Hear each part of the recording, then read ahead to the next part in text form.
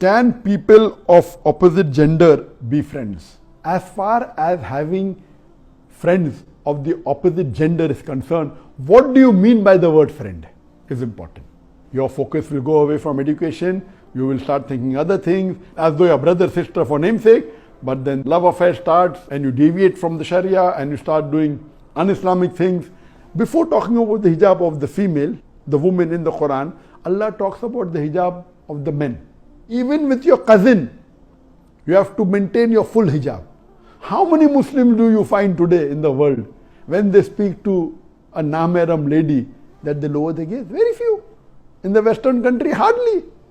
Assalamu alaikum wa rahmatullahi wa barakatuh.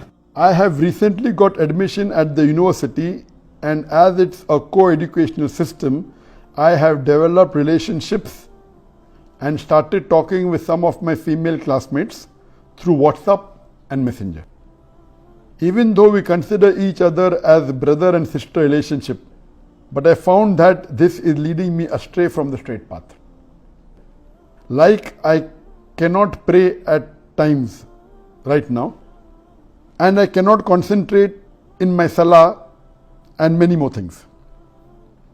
Can you please tell me if it's permissible what I'm doing is right?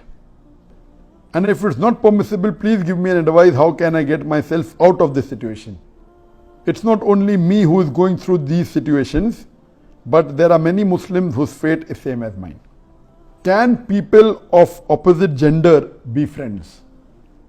The question posed by Abdullah Ammar from Afghanistan is a very common question, and it's common today that people go to co-educational schools, co-educational universities, and it's very common that when they go there, they have friends of opposite sex, as the question posed that can you have friends of the opposite gender, and they get involved and it leads them away from the teachings of Islam.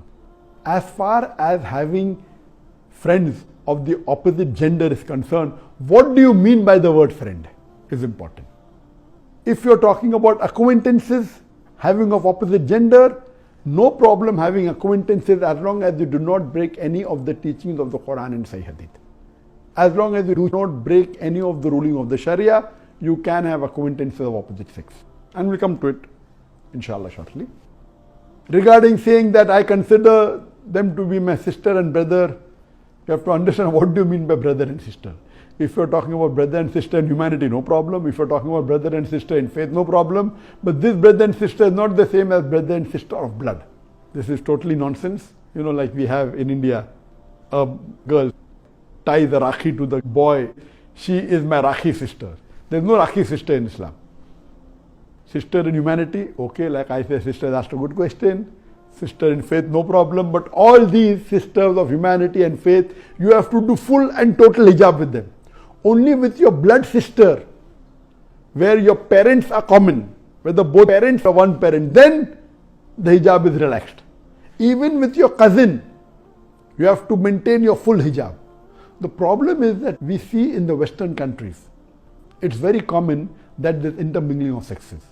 And many of the Muslim countries, this is becoming common in them too, where you have co-educational schools, you have co-educational universities, and there you have friends and you keep on chatting and you keep on speaking things which are not required. If you speak with an opposite sex things which are required as an emergency, no problem, but you cannot do chatting like how you do with the same sex. Like a boy has a boyfriend, no problem, you can chat, you can laugh, you can joke, but you cannot do the same thing with an opposite sex who's a namaram. It's not permitted in Islam.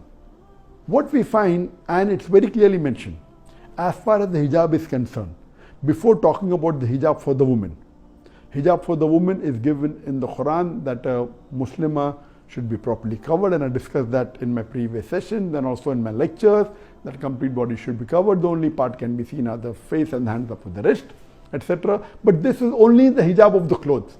The complete hijab, besides the hijab of the clothes, is the hijab of way a lady walks, the way a lady talks, the way a lady thinks, the way a lady sees. Before talking about the hijab of the female, the woman in the Quran, Allah talks about the hijab of the men.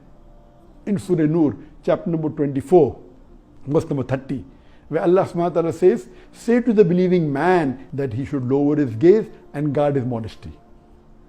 That means whenever a male looks at a female, any brazen thought comes in his mind, he should lower his gaze. There was once a boy staring at a girl for a long time. So I told him, brother, what are you doing? It's not allowed in Islam. He told me that a prophet said, the first glance is forgiven, the second is prohibited. I have not completed half my glance. What did the prophet mean when he said that the first glance is forgiven, the second is prohibited? What it means that if you accidentally look at a woman, do not look at her again to feast on her beauty. That does not mean you can look at a woman for 10 minutes without blinking and saying that I have not completed my glance. So maintaining the hijab is very important. Therefore, it is not advisable for taking education in a co-educational university. And if you have to take education, if there's no other option, then you have to maintain your hijab. When you are speaking with the opposite sex, you should lower your gaze. You cannot stare at the woman or look into her eyes and talk. In the Western country, if you do not look into the eyes and speak, it's also like an insult. So what we find that even the Muslims, when they go to Western countries, they do not follow this hijab. When I visited Islamic organizations in Western countries, I find that Muslim ladies and gents, sisters and brothers, they are freely intermingling, they are freely talking. They may be wearing the hijab, they may be covered, the hair is covered, but that is the physical hijab, only of the clothes. They are laughing, they are joking. In some of the Western countries, I found a man and a woman sitting alone in a small room and chatting. A Muslim woman doing dawah to a non-Muslim boy in a closed room, it's not allowed. Our beloved Prophet Muhammad said that if two na-mahram are alone in a room, the third person is the devil. It's not allowed that you can be in a closed room, a man and a woman. In some organization, I've gone and seen that the head of the organization has a lady secretary. How can you have a lady secretary? Do you think all the Muslim men in that country are not capable? Or aren't they qualified? I cannot understand that how can a practicing Muslim have a lady secretary? How can they maintain the hijab? If the secretary comes in the room, in your room and no one else is there, it's not permitted.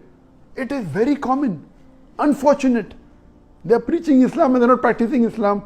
So if you break the hijab, there are high chances what the brother has asked Ammar will happen. Your focus will go away from education. You will start thinking other things as though your brother, sister for namesake. But then love affair starts and you deviate from the Sharia and you start doing un-Islamic things. Therefore, best is to educate yourself in a single-sex university. And there was a survey done in UK that the schools which were single-sex had better performance and single-sex universities as compared to universities which were co-ed. And that's the same thing in India also. If it's a single-sex education, the performance is better because many a time in a co-education, each sex is trying to impress the other sex. So if a teacher is teaching, the boy is trying to impress the girl in his class rather than paying attention on the subject. This is very common. So single-sex education is better. If there's no other opportunity and if you're doing higher education, if you have to go to a co-ed education, see to it to maintain your hijab. I'm not talking only about universities, even if you go in office places, your hijab should be maintained. It is not that you are prohibited to speak with the opposite sex, no. But when you speak, you have to be careful. There's a verse revealed in the Quran in Surah Ahzab, chapter number 33, verse number 32, which is addressed to the wives of the Prophet, to the Ummahatul Mu'mineen. It says that, O wives of the Prophet, be not too complacent in your voice, lest in whose heart is a disease, he will have desires. Imagine the wives of the Prophet. They are called as Ummahatul Mu'mineen. It is not permitted for anyone else to marry the wives of the Prophet even after the Prophet has died. The Quran is revealing a verse for the wives of the Prophet. Be not too complacent in your voice, lest in whose heart is a disease, he may have some desires. Imagine the Sahabas who are the highest level among the Muslim Ummah. The Prophet said the best generation was the Sahabas. There is no human being today on the face of the earth which is anywhere close to the Sahaba. There is no woman who is anywhere close to the Ummahatul Mu'mineen. Yet Allah says to the Ummahatul Mu'mineen, do not be complacent in your voice. Why? So that in whose heart is the disease, can the Sahabas have a disease in the heart? You cannot think of it. Yet, for safety, as a precaution, Allah revealed this verse.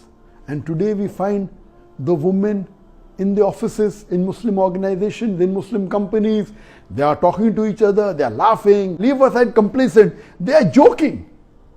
What they think only wearing the scarf, hijab is done, they are totally wrong. And unfortunately, this Western culture is even percolating into the Muslim countries. Nowadays we find Muslim countries also, Muslim men and women, they freely talk, they freely mix. If you require, if there's a requirement you have to talk, then you can talk. But when you talk, don't look eye into eye. Lower your gaze. How many Muslims do you find today in the world when they speak to a namaram lady that they lower their gaze? Very few. In the Western country, hardly. You will be counted like a joker. But believe me, alhamdulillah, a strong Muslim will follow this. And if this is done, all these things will not happen. As the question was asked, my mind is diverting, I cannot offer salah, but natural. And today we find the dressing also is not as per the Sharia. You have non-Muslim ladies not dressing up properly. Even the Muslim ladies, they may be Muslim, they may not be dressing up properly. More of the body is exposed than covered. So all these things, you have to maintain the hijab. If you maintain the hijab, the men maintaining their hijab, that whenever they look at a woman, they should lower their gaze and see to it that they are also not too friendly, only talk when is required, when there is a requirement. Not unnecessary joking, etc. can be done with the same sex, but not with the opposite sex. Hope that answers the question. May peace, mercy and blessings of Allah subhanahu wa ta'ala, of Almighty God be on all of you.